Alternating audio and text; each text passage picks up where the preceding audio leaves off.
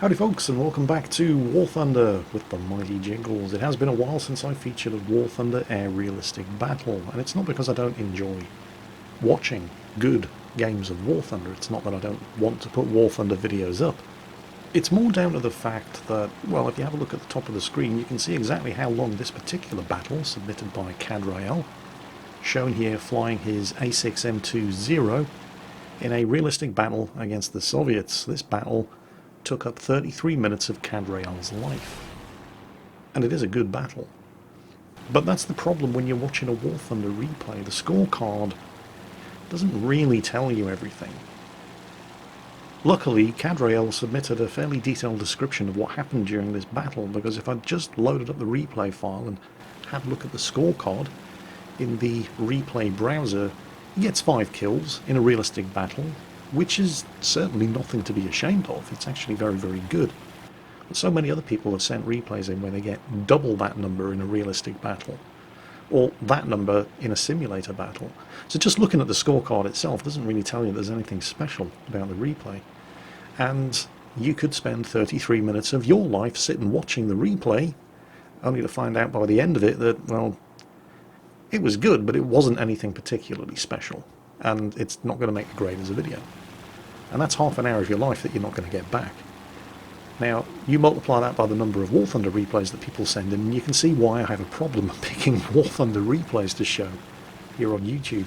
Luckily, Kadrael did submit a fairly detailed blow-by-blow description of what actually happened during the course of this battle, and that intrigued me enough that I sat down and watched the whole thing through.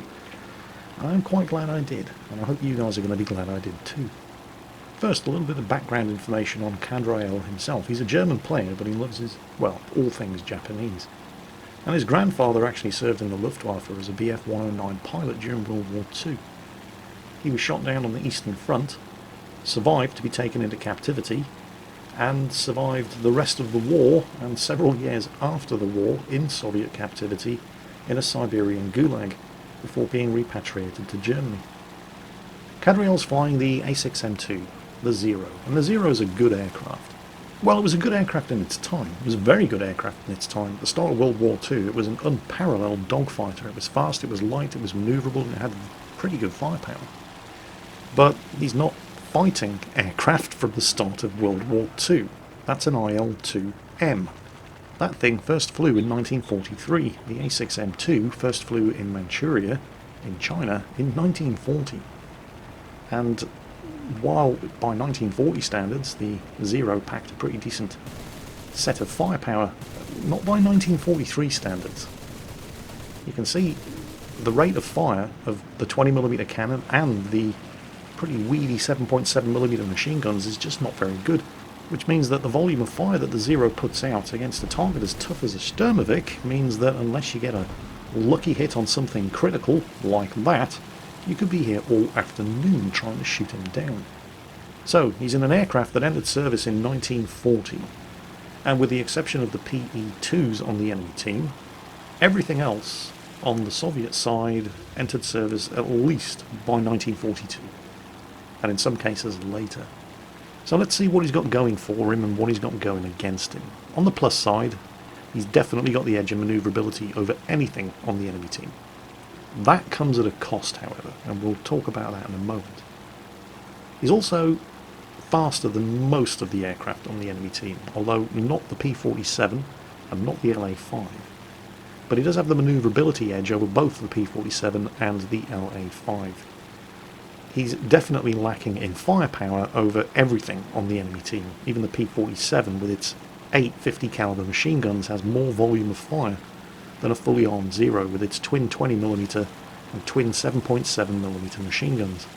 He does at least have a significant manoeuvrability advantage in a dogfight over anything the enemy team can offer, even the LA-5 and especially the P-47. But, as we said earlier, that manoeuvrability came at a very heavy price.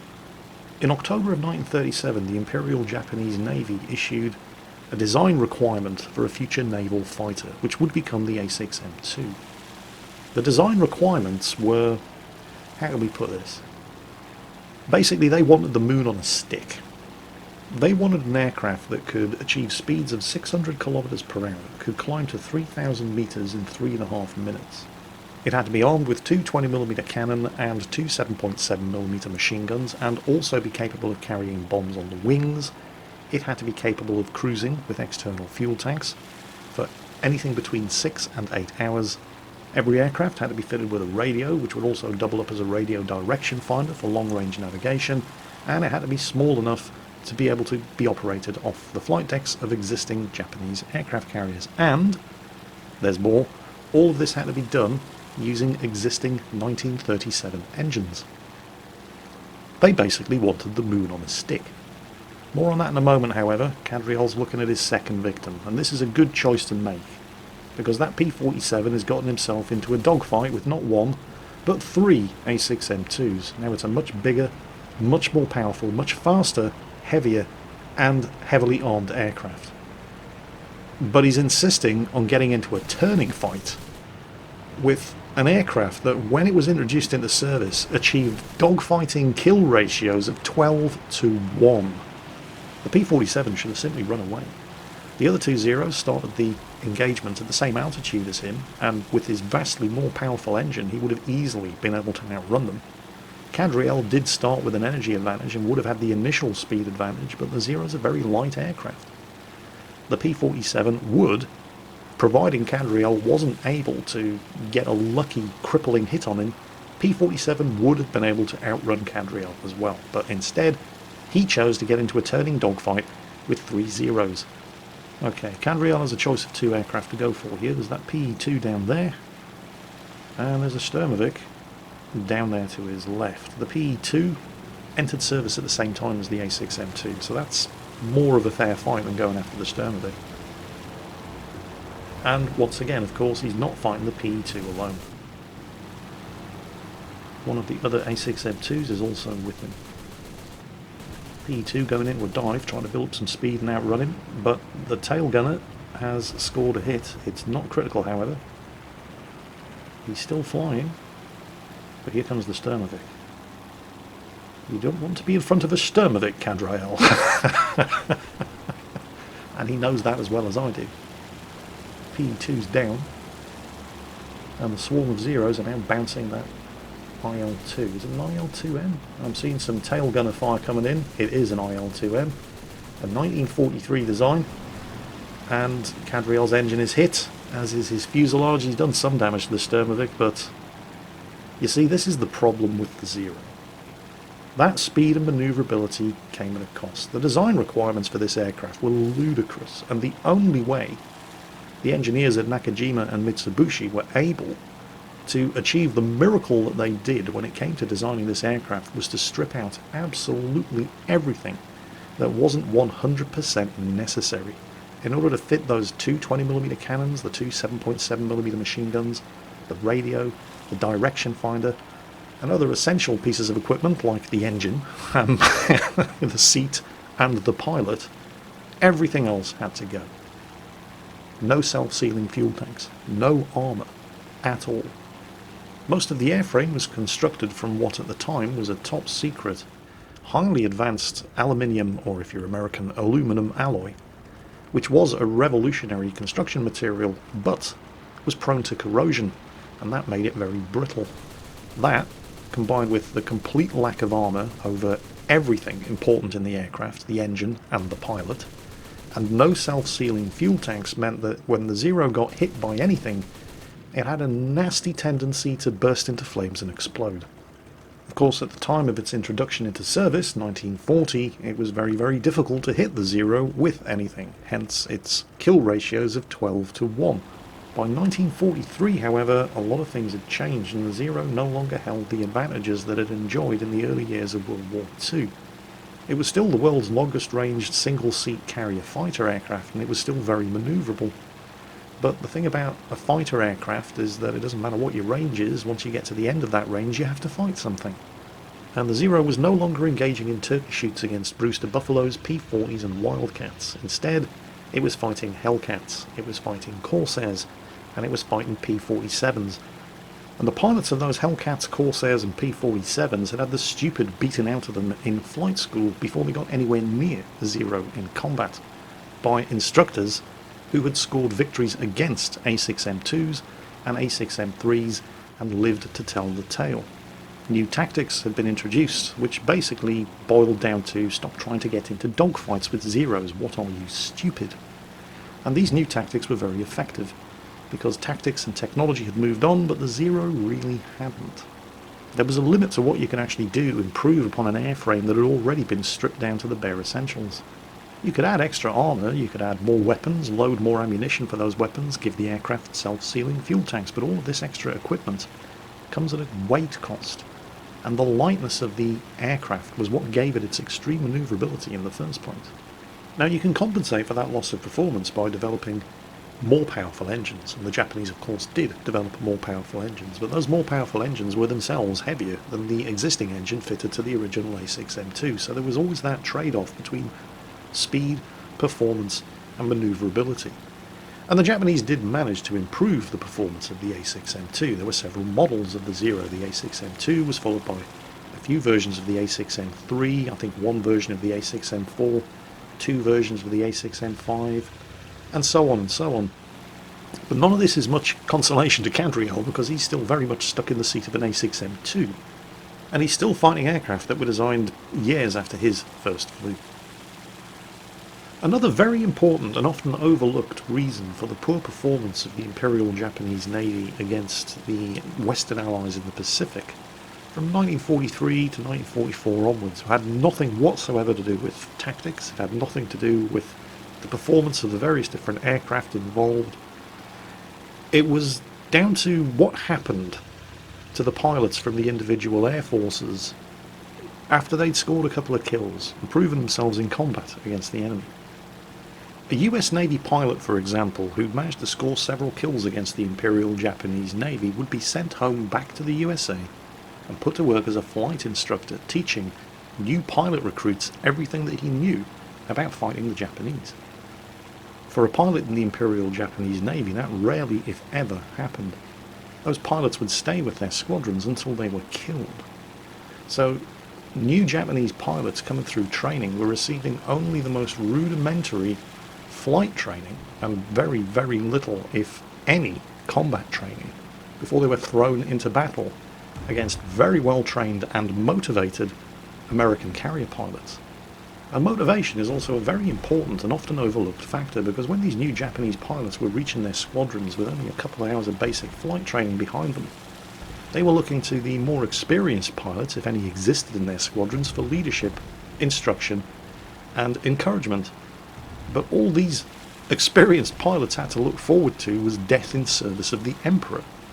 So they were going through the motions like robots. They were just doing their duty, climbing into their aircraft day after day, going up, outnumbered, outperformed and outgunned by US naval carrier pilots and just waiting to die.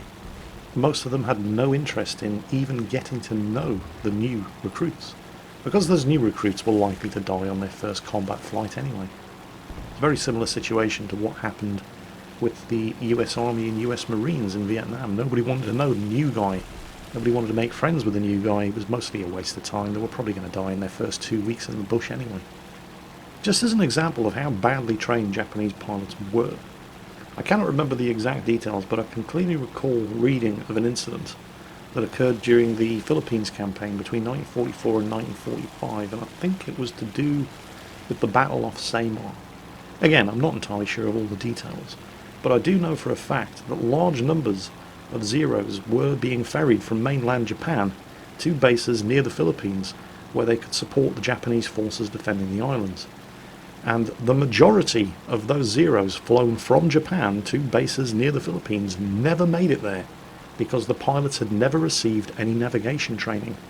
Of the one specific incident that I'm recalling, again I can't remember the specific figures, but something like 60 Zeros took off from mainland Japan and only 12 arrived at their base. The rest were all lost en route and never seen again. So it's important to bear in mind, because people do like to get into these arguments, what was the best naval fighter of World War II, what was the best high altitude interceptor of World War II, and so on and so on. The performance characteristics for the aircraft involved are obviously very important, but they're not the only factor. Motivation and training are equally, if not more important.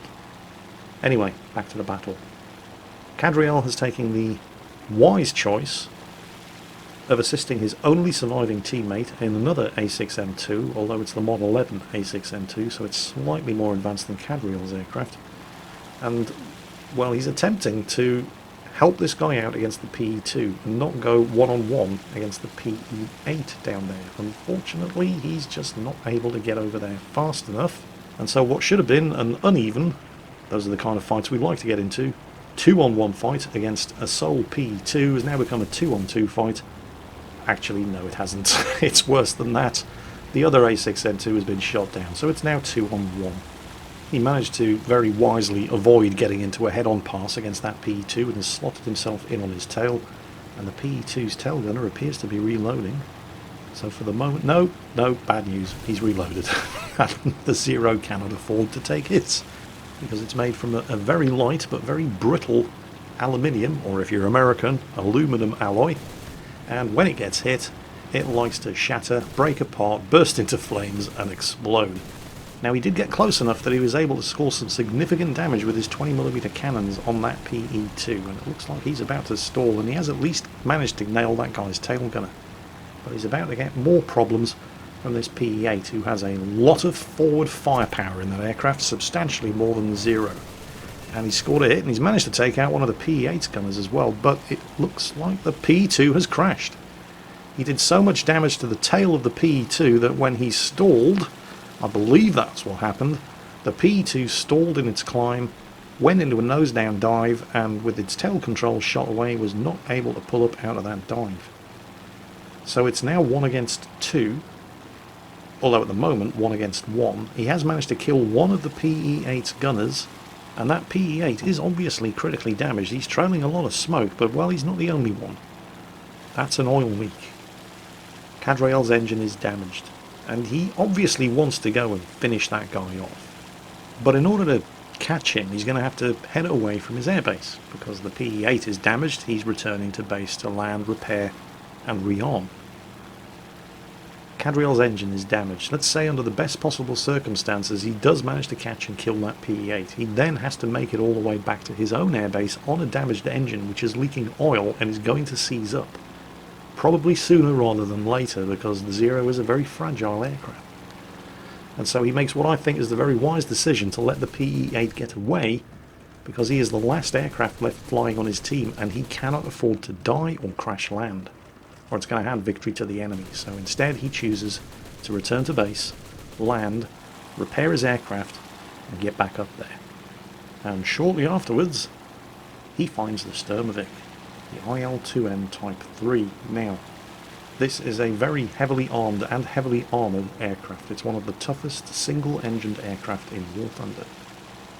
But it's very tricky to fly at low speeds.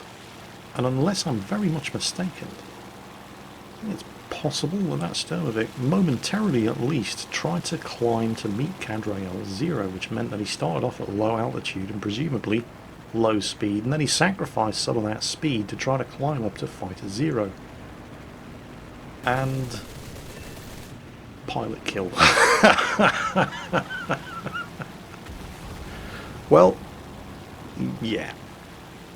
You could spend all day shooting at a Sturmovik and a Zero and not do enough damage to put it down unless you take the pilot out. And that's exactly what Kadrael did. So, he still has ammunition for the 20mm cannon. And he's going to need it because he's going to have to shoot down that PE8. Take a look at the ticket counter at the top of the screen. There is no way this game is going to end in a victory unless he kills that last remaining enemy aircraft. Now it takes Kadrael some time to find that PE8, but find him he eventually does, and he's setting up for a head-on pass. This is something you normally want to avoid in War Thunder, but very heavily defended though the PE8 is, it's least defended from the front, where it only has a pair of 7.62mm machine guns, and attacking it from the front means you stand a pretty good chance of killing the pilot. So fingers crossed, Kadrael. Oh, he's managed to hit an engine, and he's managed to blow off some of the tail controls, it looks like he shot an elevator off, but now he's behind the PE8, and that's where you really don't want to be. Because that means the PE8 is now able to bring its 20mm defensive cannons to bear on him, and you don't want to get hit by anything as large as that when you're flying something as fragile as a Zero. The PE8 is starting to ditch his bombs there, I think. Yep. Possibly because he just wants to lighten the load on the aircraft, and, well, also, you never know, he might get lucky. I've seen people take out fighters flying at low altitude by dropping the bombs and catching them in the blast, but he's managed to get away with it. He's taken a hit in the wingtip, but that's not going to stop him from flying. He's struggling to catch up with that PE8 while manoeuvring, so this is going to be quite tricky, and he has taken a lot more damage from those 20mm cannons. At some point, they're likely to run out of ammo, because they only carry something like 200 rounds per gun. And they are prone to jamming, but they're not suffering from any such problems at the moment. And Kadrael has finally got into a position where he's got enough speed and the distance is close enough that he can climb up and bring his guns to bear on that PE8. But he's run out of 20mm cannon ammo. So he's now forced to try to shoot down a 4-engined Soviet bomber with rifle caliber machine gun ammunition. Very low rate of fire, rifle caliber machine gun ammunition. Good luck with that. Just about the only thing he's got going for him at the moment is that it looks like the PE8 is reloading its guns, and I think he's also managed to kill one of his gunners, but only one of his gunners. Yep, guns have reloaded. Here comes the fire from the dorsal turret. Oh, come on. Oh, he shot off the other elevator. Still, providing that guy stays in level flight, that's not enough to put him down. And while one of the PE8's gunners may be unconscious, one of them very, very definitely isn't, and is putting a furious fusillade of fire in Kadrael's direction. Oh, Kadrael's engine's been hit, and now he's in serious trouble. His engine is out. He's refusing to give up, though. He's still got some ammo left for those 7.7mm machine guns, and I think he's trying to take out another engine, and the PE8 makes a critical error of judgment here. He's approaching stall speed, so he flips the wing over to go into a dive to try to get some speed up, but he's got no tail controls left, so he's not able to pull out of the dive. So Kadrael has actually managed to shoot down the PE8 with 7.7mm machine guns. He's not out of the woods yet, however, because his engine is well and truly stuffed. The only reason he's not counted as shot down yet is because he hasn't actually made contact with the ground, and he's trying to restart the engine, but it is not going to happen. Luckily for Kadrael, he's in a Zero, and the other outstanding performance characteristic of the Zero, which we haven't actually mentioned yet, was its incredibly low stall speed. It could keep flying, even at speeds as low as 110 kilometers per hour. So all he needs to do is pull a Tom Hardy from the end of Dunkirk for the next few seconds, for as long as it takes the enemy ticket counter to run down, and he's won. That's it for today, folks. Hope you enjoyed it, and as always, take care, and I'll catch you next time.